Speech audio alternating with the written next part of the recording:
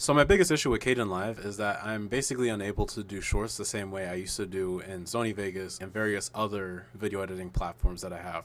But I found a way that is a lot more consistent and a lot easier than doing it the usual way that I did before. This is how you do it. When you go into Kdenlive, you're going to be introduced with a video, right? So what I do is I click on the video, I then press Ctrl-Shift-G in order to separate the video. I then click this video, Control Copy, and then I click onto the other side of this one right here, V2, paste it, put this all together, and what I do is I bring it back again by pressing shift and left click, dragging it all the way down so it's highlighted, Control G, and then I click on the first video right here. But wait, I forgot to use an effect.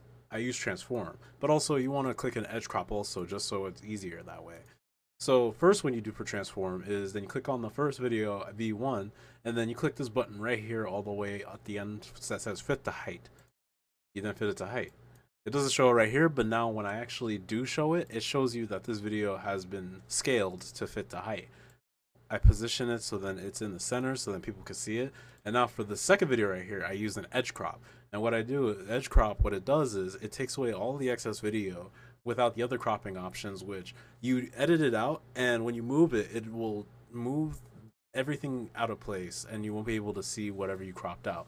So then I do the top right here, like so, and then I hit the left. Now it makes my webcam bigger, so what I do is I go into transform, and I scale it down just big enough so then you can see my face still.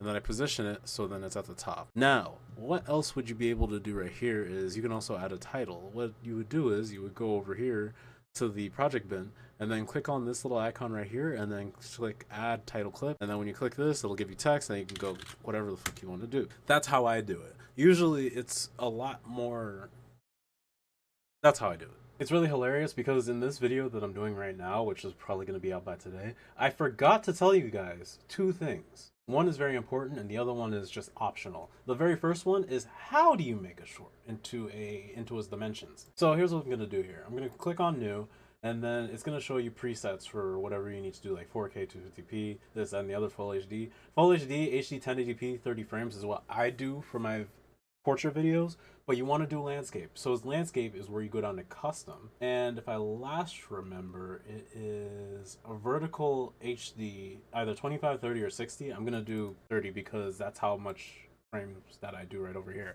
That's how you get the paneling of landscape. Now I'm gonna show you how to make shapes. What I'm gonna do is I'm gonna go to shape.